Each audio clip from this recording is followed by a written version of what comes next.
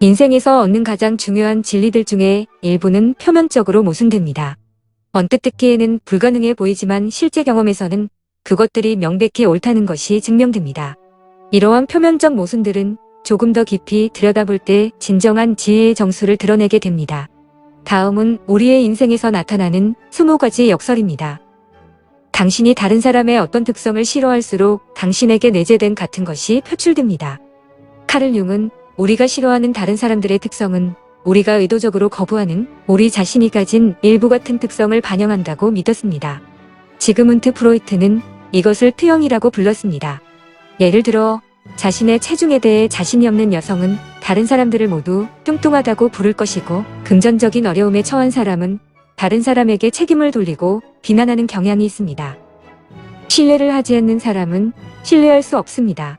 인간관계가 만성적으로 불안정한 사람들은 그런 관계를 해칠 가능성이 더 큽니다. 이것을 굿윌 헌팅 증후군이라고 부르고, 이런 사람이 다른 사람들에게서 상처를 입지 않도록 자신을 보호하는 방법은 자신이 먼저 다른 사람들에게 상처를 주고 해치는 것입니다. 사람들에게 깊은 인상을 주려고 하면 할수록 그들은 덜 감동받을 것입니다. 감동은 진심이 스며든 본연의 자연스러운 언행에서 발생합니다. 다분히 의도적이고 꾸며진 언행에서 감동을 받는 사람은 없습니다.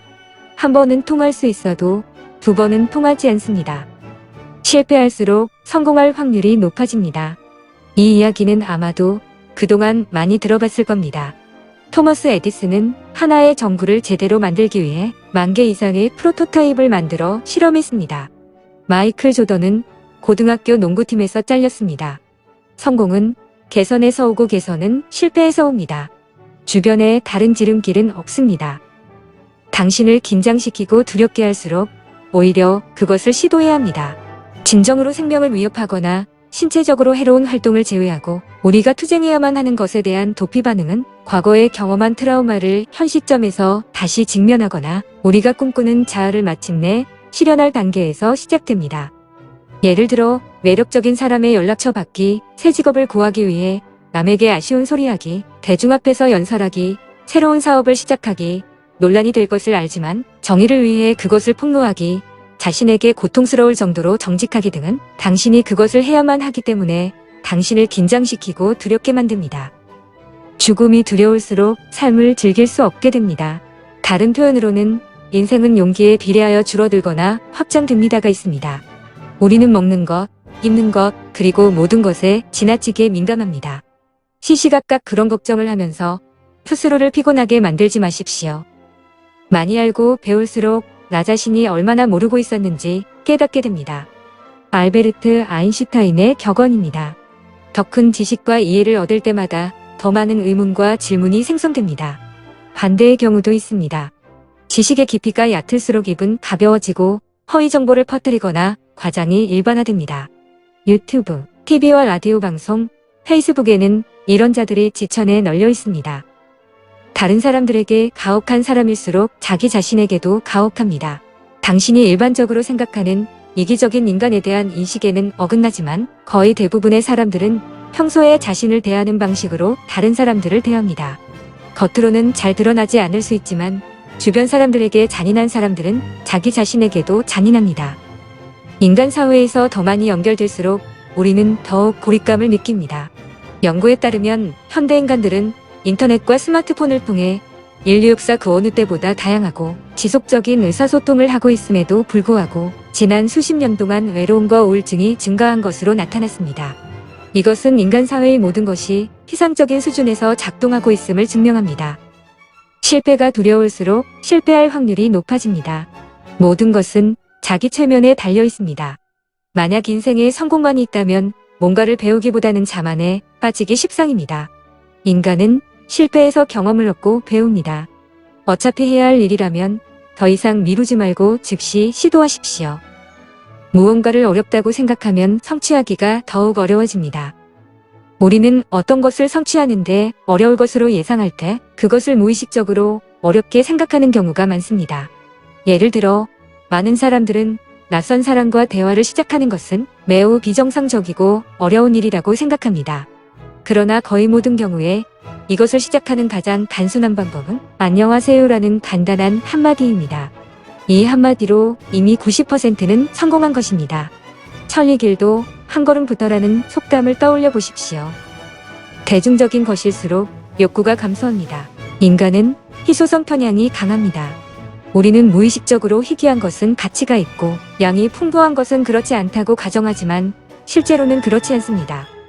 진정한 인간관계는 그 사람과 함께 있을 필요성을 느끼지 않는 것입니다. 의도와 목적을 설정하지 않은 상태에서 자연스럽게 서로 간에 끌려 들어가고 끌려오는 것이 다양한 인간관계에서의 진정한 친근감과 교류입니다.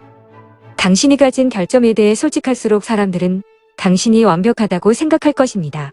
실수와 결점을 인지하고 당신이 완벽하지 않다고 인정하면 편안함을 느낄 수 있고 사람들은 이런 당신을 우러러보게 됩니다. 없는 것을 있다고 하고 있는 것을 과대 포장하는 모습은 대중의 혐오 대상이 됩니다. 누군가를 가까이 두려고 하면 할수록 더 멀어지게 됩니다. 행동이나 감정이 의무가 되면 모든 의미를 잃습니다. 당신의 여자친구나 친구 또는 지인이 당신과 의무적으로 만나야 한다고 느낀다면 당신이 이들과 함께 보내는 시간은 의미가 없게 됩니다. 당신이 누군가와 논쟁을 더 많이 할수록 당신의 관점을 설득할 가능성이 줄어듭니다. 그 이유는 대부분의 논쟁이 본질적으로 감정적이기 때문입니다. 감정 충돌은 상대방의 가치나 자기인식이 침해당하는 데서 옵니다. 논쟁은 기존의 신념과 가치를 검증하는 데만 사용돼야 하며 각 사람들이 가진 세계관을 자신의 주관적인 관점으로 설득하려고 하면 감정이 개입됩니다.